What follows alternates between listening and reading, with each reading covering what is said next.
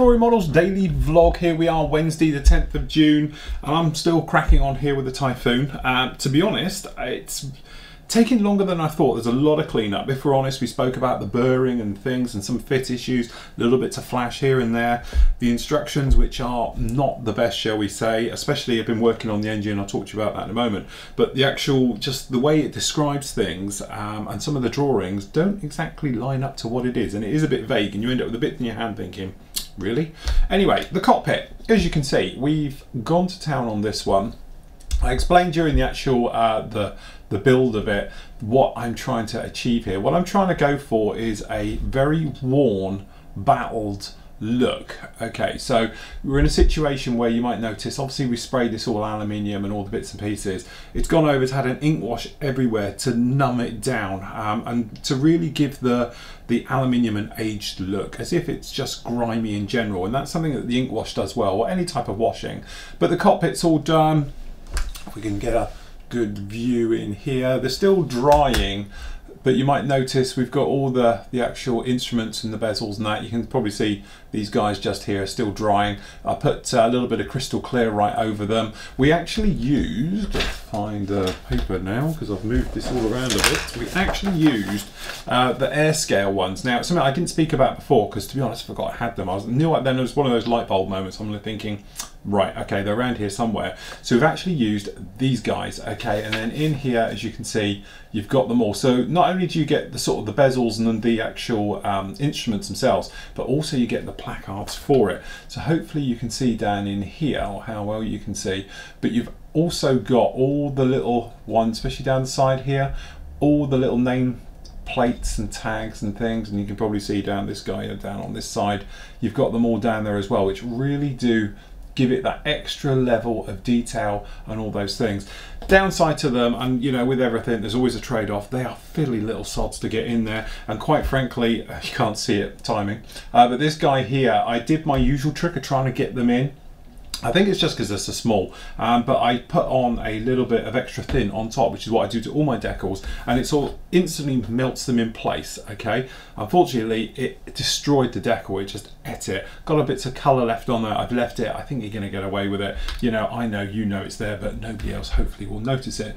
But generally, hopefully you can see, very nice. Going down there, I've got a little bit of stainage work down on this, but generally I want it to be sort of just look grimy everywhere, because as I said, I've got this idea, we're going to rip some panels off of this, I'm going to open up hopefully this side section completely so we can see it all going down on there and everything else. But generally, you know, it's coming together. Now this is our engine block, which, as I said, the instructions are a little bit guessy, shall we say. Now I can't take it out of here purely because again, it's not the brilliant fit, so we're going with brute force and ignorance here. But just the way that this front part and the rear part sit in, it's like sort of guesswork. Just generally, there's no real proper lineup to the entire block of it going together. So I'm just hoping it is right, because obviously all this thing's got to go in and mount up and all be okay, but I'm hoping we're going to be all right with that. We're going to do our standard type of thing on this one. What we're going to do is we're going to paint it all with dark iron buffable paints, the actual Mr. Metal colour ones, and then buff it to give us our metal shine. Then we're going to come in with all the after bits afterwards, hosing, stuff like that. We can paint them individually before it going on, so we get a nice detailed engine. The thing we do have, obviously, notice the wires, ours is motorized, all right? So we've put the motor in.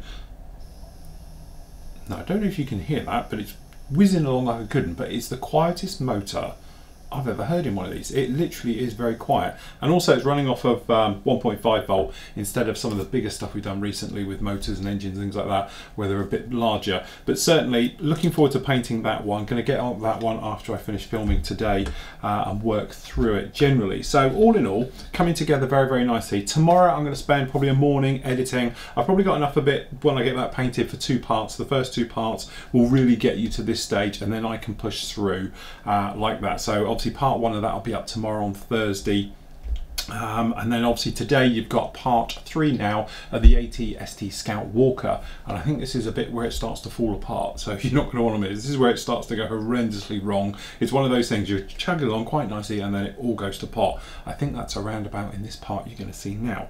So generally really coming on very nicely. I know lots of you are asking about the other Typhoon as well, what I'm planning on doing with it. Let me get slightly ahead. I'm already working through sprues, you know, they're slowly going. That one's almost dead, and all the rest of it. As soon as I got the sprues down to a manageable level and we've got most of the build here on the go by the end of the week, then I'm going to start on the other one. So obviously the first couple of parts will be up from the other Typhoon. This is the 32nd, the new Eurofighter Typhoon, and I'll explain all about LEDs and markings and all those bits and pieces in with that one as well. So for the moment, as I said, just because of space, because to be honest I have got the sprues all laid out here, literally get this in. It's going to use up a lot of these sprues on all these little parts like this, which we've got those out of the way, and then obviously we're going to get the next one on the go and start pushing through with that. So far June, being our Typhoon weekend, month even, is going really, really well, so no problem with it at all. As I said, Airfix, you know, again, it's just, I don't know, you put them on a pedestal now because they're really great, and then I'm working on this thinking, God, this is a pain,